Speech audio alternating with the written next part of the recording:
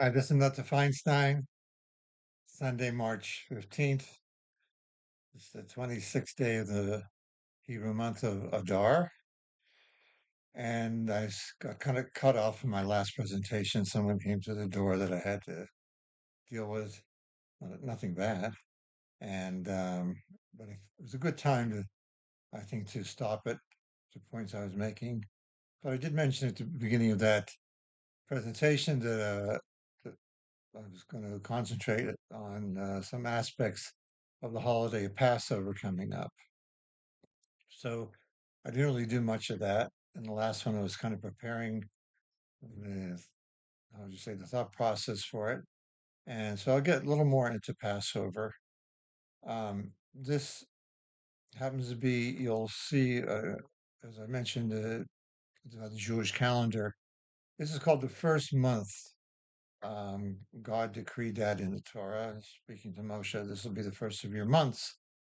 So that month of Nisan is in the Jewish calendar is the first of the month, although that may be confusing because the first of the Jewish year is in Tishrei or the September, uh, October vicinity. So that's the first of the counting of the Jewish year, but the first of the month is Passover. So you'll see it with for example, Rosh Hashanah, it'll be in Yom Kippur is the seventh month um, at the beginning of the year. So if you hear a discrepancy, don't feel bad. I can understand why. And so anyway, going on with Passover, they're actually there are three major holidays called the Shalosh Regalim. These are three times when the pilgrimages were made to Jerusalem during the year. We got any details, but these were major holidays you found in the Torah. A lot of none of our holidays you'll hear about and are famous are not directly in the Torah literature. It was the rabbis incorporated them with the powers that they have as a commemoration, usually of some event occurrence that was noteworthy, and we should remember them the importance. Going on with the remembrance part and the noteworthy aspect of it, Passover is just that, because this is really a time when the Jewish people became a nation. They originally came to Egypt 210 years ago, 10 years before, and although you'll see some other comments and quotes like in the 400s, but there's reasons for that, and it can be explained. But they came as with Jacob and his family. It was listed as 70 in the family, and they over the years became a great nation in Egypt and the advent of slavery after the death of the sons of Jacob, and they went into slavery. Now I'm going to say, when I looked it up myself, it's really nice in some ways to make presentations to this type of group, especially Noachites, with questions I try to imagine may come up. So one question is, why were the Jews made slaves in Egypt? Usually, Hashem does something which seems a little, say, harsh to the naked eye, that is really a consequence for something. So one could say, well, what did the Jewish people do to have to be slaves in Egypt? So the teachings are a number. Some of it deals with Abraham initially, and Hashem made this decree in the Torah passages. His nation, his children, will be slaves for a certain amount of years. It'll be very hardship, but they'll come out as a great nation, great wealth. And so it was a decree directly from in the Torah. Now, again, that doesn't answer the question why. Some views are that when Hashem told Abraham that he and his children and after him as a nation would inherit the land of Canaan and everything that went with it, Abraham asked for a guarantee. And Hashem made him a pact called between the halves. They halved an animal, went through it without any more details. But anyway, should have been enough for they feel that Abraham would have said, "You said it, okay, it will be." But he wanted a guarantee. So that was sort of maybe a shortcoming, some people feel. Also, another view that's given, I looked up, I can't quote the source exactly, but it says that he took scholars away from Torah study. So when he had the, there was the battle between the five kings and the four kings, and in what stage Avram's nephew Lot was kidnapped or captured, and he went after to redeem him. And he took two of his major servants who were really well read, well steeped in Judaism, Jewish law, or Abraham's laws at that time. As a Hebrew, it wasn't Jews at that time by name, but he took them away from their study, Torah study. Although as there is a view that it's to save a life or rescue a person, but nevertheless, that was should have maybe left him go ahead with that study. Although it says that Eliezer, the one slave, was really instead of the whole army, he was the whole army. They take the numerical equivalent of his name, and it comes out to how many soldiers Avram took with him. So that's a point that's made. Uh, Now another is few of them. It says spiritual purification of the nation, and with that, I'm going to change gears, go off and say on a little bit of a tangent, but really highly relevant. That there is a Kabbalistic teaching. Uh, this comes from Rabbi Isaac Luria, the Ariz we call, or the Rizal, and it was carried through and expounded upon by the fifth Lubavitcher Rebbe, Rabbi Dov Schneerson. And this was saying that, and this kind of fits into cause and effect, that there was a generation called the Dor HaFlaga that was the generation at the time of the Tower of Babel. Flag means that they were separated and spread out. So at the Tower of Babel, they had a revolution against God. This was after the flood, and the people were nervous that something like that were happening again, and they started to build a tower. And it said they want to support the heavens, but the other view is that they also really want to demonstrate their strength against God, and maybe this is their way of preventing things. But they really very well unified, and his comments on that because of that unification, um, some even worse things didn't happen to them because God likes to see people unified, but they were unified for the wrong reason, and it was for an arrogance. He says, let us make us a great nation, and we'll go up." And so this building of the tower was a unification for the wrong reason. It was actually a flaw. And they built the tower with bricks and mortar, and bricks and mortar are the instruments of man, whereas stones and rocks are creations of God. So they built it with bricks and mortar, and there's going to be a rebellion.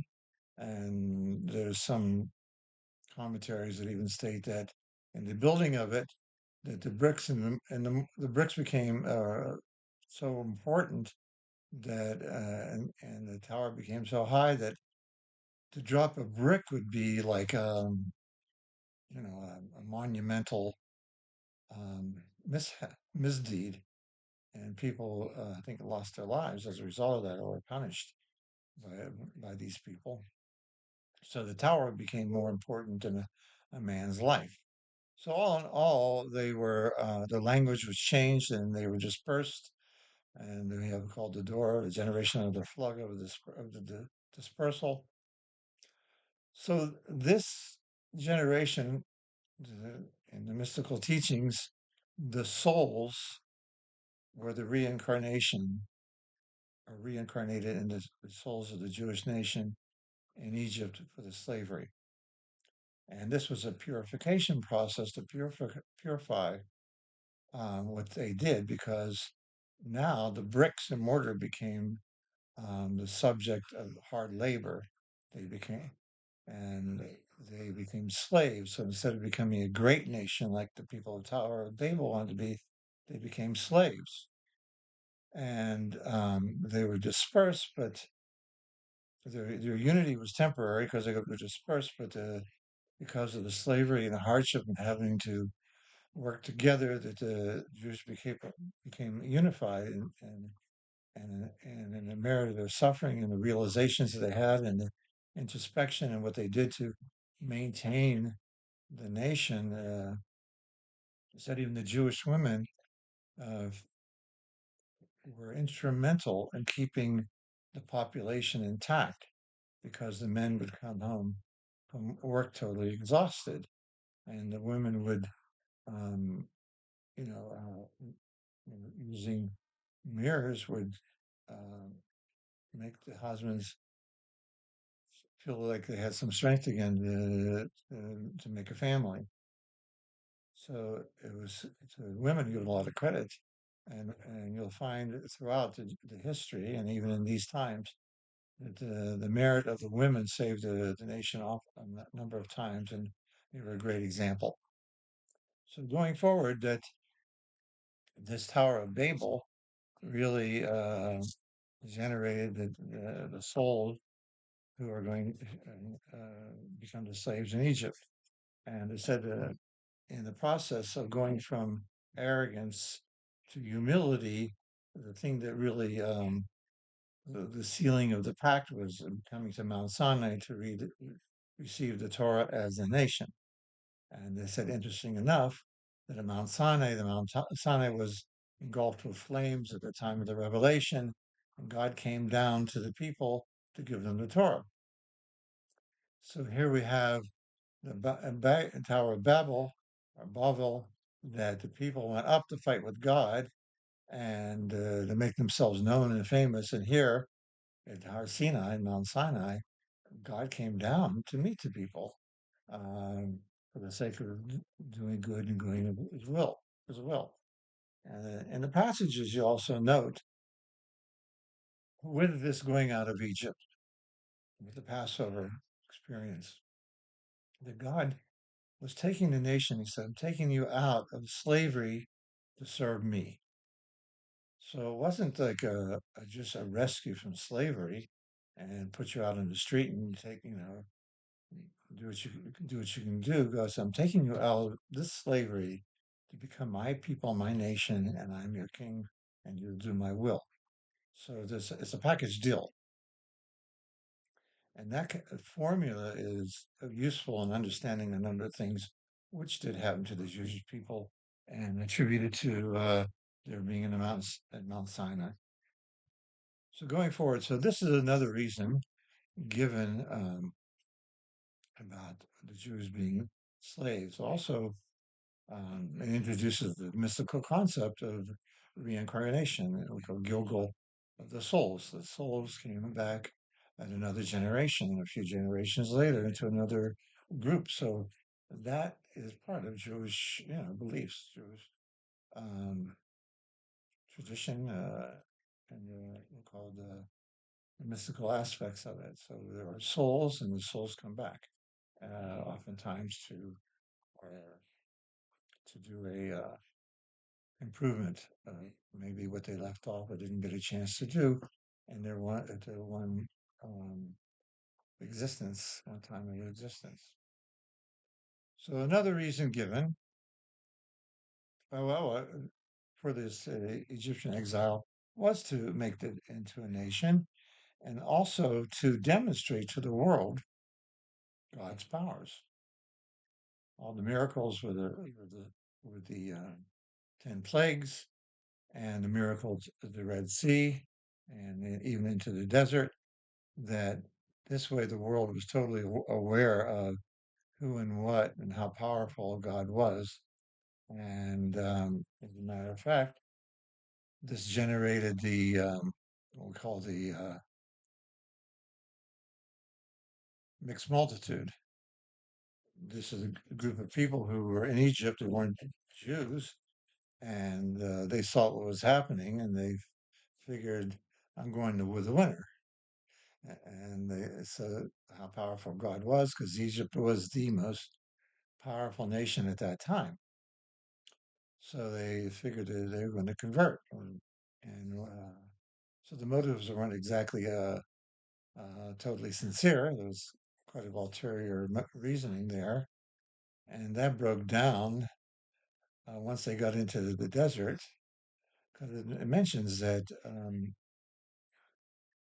Egypt, going out of Egypt, was really a proof of faith for the nation, Jewish nation, because here they had been in Egypt, and it was a difficult time, but there's a teaching, some people would prefer to stay with the status quo than to go into the unknown, even though it may seem to be an improvement in life. So they were willing to break this status quo because whatever they were going through in Egypt, they at least knew where they were, where they're going to sleep, where they're going to eat, um, despite the difficulties of slavery. Here they're going into the desert without any provisions, whatever, and they weren't going to go the short way, what they call the route of the Philistines, the more direct route. And although that took some faith, although again using this intellect and thinking things out, it was proven by other commentaries that there would be wars and there would be, yes, perhaps victory, or also perhaps great loss of life. So they were taken into the desert, not knowing how long they were going to be there, and without immediate provisions. The what they made in Egypt only lasted a short amount of time, so they were totally dependent, and they showed their dependency on God. So it's a whole phenomenon, this slavery, going out of Egypt, and its founding of a nation. Therefore, we have this holiday of Passover. And as we all know, I mean, parts of learning history is that mankind can learn from history and hopefully not repeat the mistakes. Although I saw in a newspaper in the old days, they had a today's chuckle, a little three-line quote in the up in the upper corner of the front page, and they have some quick like philosophical or humorous saying. And this one said that experience, to define the word experience, they said experience is the thing that causes a person to realize more quickly that they made the same mistake again. So hopefully we can have some learning to recognize these situations and avoid them. So again, as I like to use the phrase, we won't be saying, if I had only. Sometimes an event, a serious event, or something else can stir it, but hopefully proper education, proper environment can even do more to prevent it. So anyway, we have the history of the going out of Egypt, and we repeat it every year because it's a cornerstone of our belief in God and our being the children of God and nation of God, and our responsibilities with that, and what went behind it. So um, repetition is the key for learning and for remembering. So we have that repetition every year with the Passover holiday and the Seder, Passover um, uh, meal, the ritualistic experience is designed to go through that whole uh, historical experience. So within a time to have an hour or two for a meal, and even to go beyond to discuss it. They said it's a great mitzvah, a great good deed, God's eyes, for us to discuss all the aspects and try to uncover all the miracles and the powers of God and how and His graciousness and His power in the world. So here we have unity. We have opposed to for the sake of goodness instead of rebellion, and we have God's powers being revealed not to punish but to improve a nation. Now, it's again, so the Passover Seder, full of rituals. I don't know if anybody's been to one. A point I want to make is that in the Orthodox world, you'll find that in some aspects the doors are not open for this because there are laws about um, preparation for a holiday, who the preparation should be for. But there may be some leniencies you'll find with any that are allowed. I'm not going to go into reasons why but the thing is that if it does cause a person if they have an opportunity of that experience to learn again what I just mentioned about um, God making a nation, God's power, God's greatness, powers of humility, and experiences how we gain from. And but if you find hesitancies or a lack of advertisement to join the Jewish Seder, there are reasons for it. There are reasons around it. If an institution feels that it's constructive, I'm not going to be the one to go into that detail. I initially told you at the beginning of the first presentation last week, I felt a certain urgency because, again, I realize I have the respect I have for you, people who grew up in environments where spiritual rituals, spiritually related rituals, were great importance and a focal point, and that since the gates of Jewish institutions are not wide open for people who are not Jewish, here we have people who really want to develop a relationship with God, kind of in a nowhere world, a doldrum. And with that first presentation I was trying to make is that can be replaced, and through the Noahide laws, I try to go into the details of how. And again, last week I didn't get into the Seder at all, or the Passover, celebration. So, but today I felt there were highlights that are certainly significant, and I'm telling you, the doors are not totally closed, but it's not going to be, within the Orthodox um, communities, it's not going to be obvious. But don't take offense; it's nobody's um, looking down at anybody. It's a matter of some aspects of Jewish law become complicated during a procedure like that. And nevertheless, we can gain from this.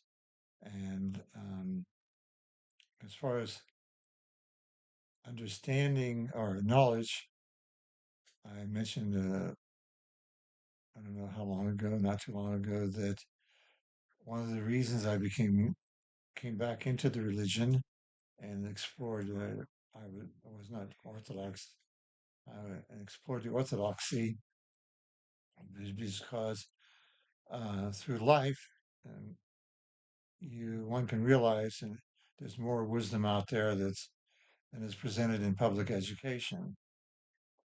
For example, which I think I really love to hear when someone says, "My father told me," "My grandfather told me." He gave me like a call Klal Gadol, a encompassing concept which will help through life. So, not you don't really have a course in public school in the K to 12. I don't think in public for general concepts for getting through life. Although maybe there, I've tripped on. a couple of them. And the one I heard recently, actually, it's not like I didn't hear it before. They say there's nothing new under the sun. Sometimes it's how someone presents it or where it was presented. But I thought it was significant. I was in one of the major hardware home building supply stores, and one of the workers there, you know, identified and was working in a certain department. And on my department, I needed something help with making some plumbing connections work, all the small connections. And this young man that was working there was kind of new. He wasn't familiar with the valves, how they fit together. And he said, "Wait a second, I have someone here who worked in this department before, and he knows it very well." And he called him over, and he said, and then when he called over, he said, "Listen, I'm not even working today. I just came in to pick up my check." He said, "But help me for a minute. There's a question here, and I'm sure you can answer it." And this young man said, I don't think he was too much out of high school. He said, "Knowledge is power." He said, "The problem is if people realize you have a lot of knowledge and power, that they start asking you how to do it instead of figuring it out themselves. And then you're always on demand." So it was interesting to hear that. Like I say, you can pick up these bits of wisdom everywhere and keep the receptors out. And again, this is why I came to Torah, because I found the Torah was loaded with this, if not the progenitor of all these thoughts. Because if it's wisdom and it's pertinent, it surely came from God. So the Passover Seder, um, you'll you'll find people buying what they call matzahs. Now you have the box of matzahs you can find on the shelf almost any time of year, but you'll see it says Passover grade because um, with real Passover matzahs, what's the one thing, a major factor of it, and what we're eating on Passover, you can't have what they call leaven, things that make things rise, like a yeast type situation. You don't need yeast to make things rise.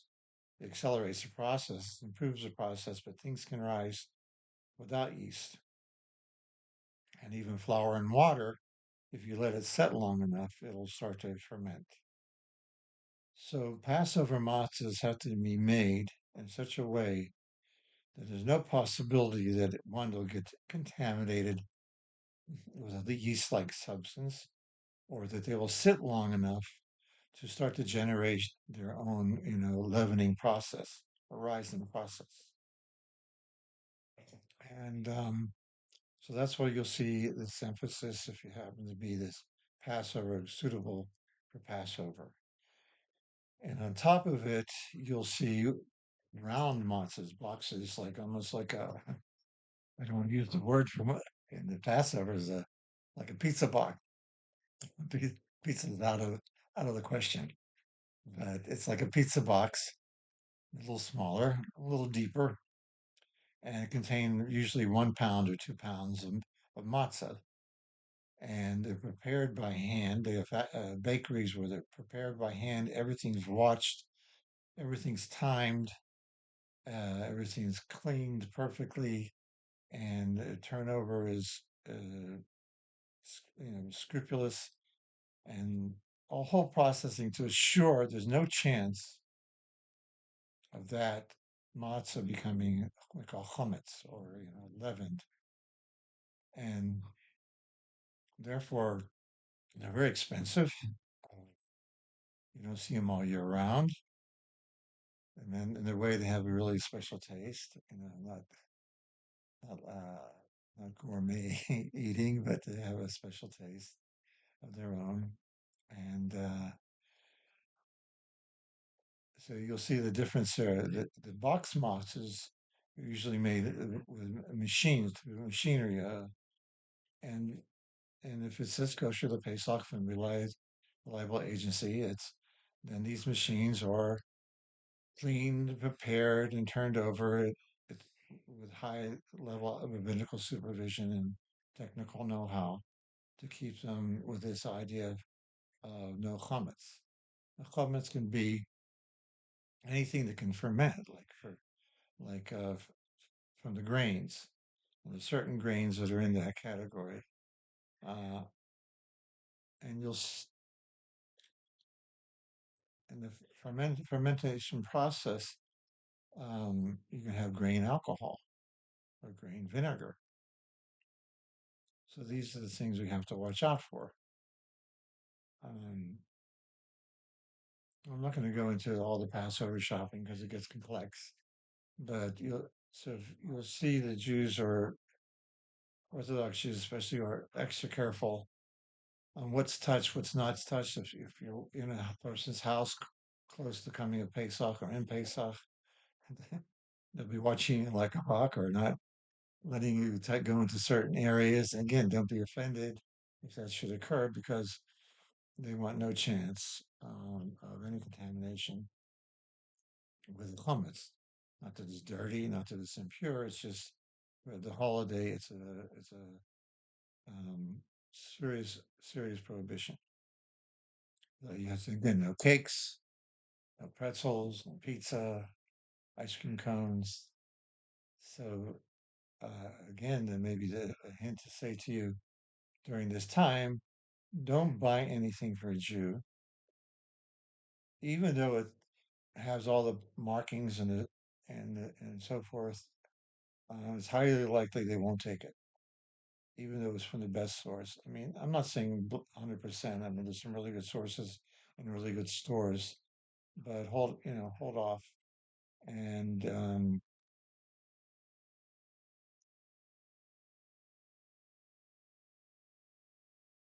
even in the shopping, even you see some of the stores putting coverings on the cash register counters, and there's a Passover in the supermarkets Passover section, and just to demonstrate how much of a process it is, and houses have to be cleaned and scrupulously, and to change dishes. So I just kind of give you an idea what this is about, so you understand maybe the intensity of the conduct of some of your Orthodox Cedar Jewish friends during this holiday, and they won't be eating out most likely. I mean, there are kosher the Passover restaurants and there's hotels. Again, they're very carefully supervised. So if you see someone going and you know them and you know that they're religious, that the place they're going to is heavily supervised and scrutinized and prepared. Now, on the Passover table, um, they have a plate called kaira, and on the plate they have plates with different items on it. And all these items have some remembrance to the Passover experience, and the story and the laws. And it's another time also that there's a law that you must um, teach your children. And this is a prime time that the story has to be taught to the children. Garita Levinka should teach it to your children. So there's a lot of participation with the children. They try very much to put the children in the limelight, to tell what they learned in school, and to make presentations like that, and that they should know clearly the Passover story. So there's a big focus on including the children. You put maybe the children to sleep for a nap if possible, so they can be up for the Seder, for the Passover ritual meal. And sometimes it runs late, you know, so they may feed them a little earlier. And another thing is getting rid of anything that's comments that So again, like person had grain vinegar or alcohols, there's ways to put them out of the person's possession. And some things are just thrown out, and some things are given to offer to a neighbor. I mean, the food is perfectly good, the product's perfectly good. The person doesn't want them in his house. So if somebody you know is close to you and and he offers you something, it's not because he thinks you're in poverty or it's something that he wouldn't. It's contaminated, and he doesn't want. At that moment, it's just like he can't have it in the house, and it can be perfectly normal um, item. So again, I've experienced myself being on both sides of the street that, and again, working in healthcare, even taking care of patients and having Jewish patients in a primarily non-Jewish hospital, and even so with a regular hospital, the staff sometimes don't understand what's going on. They might find something offensive, and or they may try to be helpful, and the help is turned down. Um, I had an experience in the hospital. I was in the Midwest, and in the town where I was working, I would commute to it, but there was no Jews essentially living in the town, especially Orthodox. And the closest Orthodox community was like 20 miles away, and there wasn't a lot of interaction. And in the hospital I worked in, but still, it was a good hospital. People would come to use it, so everybody would bring their own food, or food was delivered um, by friends or relatives. And the person in dietary said, I'm a dietitian, and I am supposed to make sure my patients here get nutrition, no matter who they are. And if you tell me I can't do that, it's like you're putting my hands behind my back, or you're telling me not to do my job that I was trained to do it. So this is outside of Passover. So I said, okay. So we had a restaurant, and the person did catering, and we had kosher meals prepared and frozen and sealed in a way that was, you know, easy to know if it was tampered with. And I had a special freezer at the hospital for them and a special microwave. Um, again, the different ways of doing things, you have to ask a rabbi.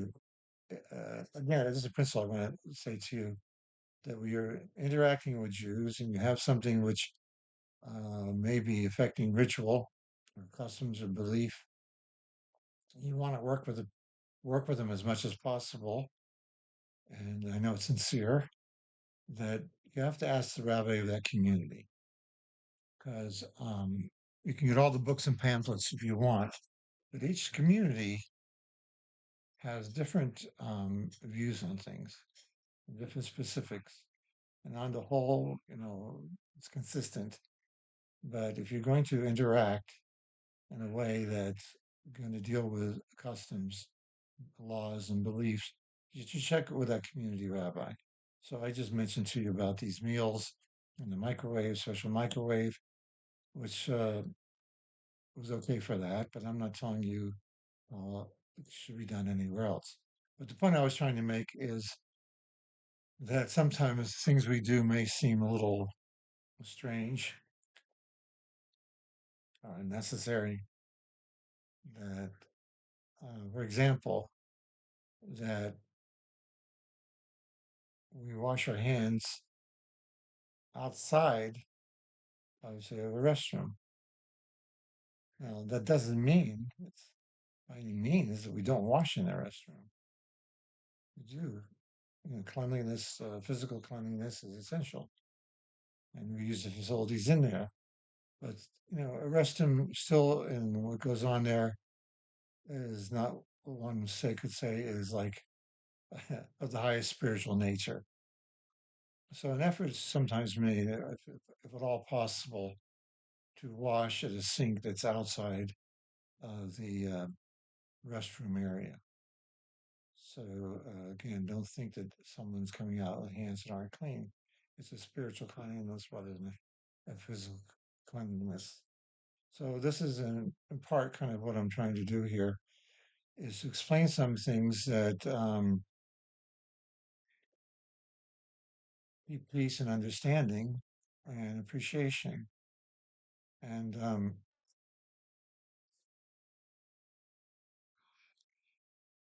we mentioned that one time I bought when I first started getting religious that there's a family was kind of had me under their wing, and I went to Eretz Israel to Israel for my reasons, and I bought something which I thought was totally appropriate, and I brought it back. And they couldn't use it because it wasn't according to their their customs and their way of doing things. And like they were embarrassed because I made an effort for them, and I felt I don't know what I felt. I don't know, full or frustrated, whatever. So it's again, knowledge is power. Knowledge is important. So with that, it's I've been going on a long time. I'll sign off and wish you a good week and hope to speak to you more. Mashiach now.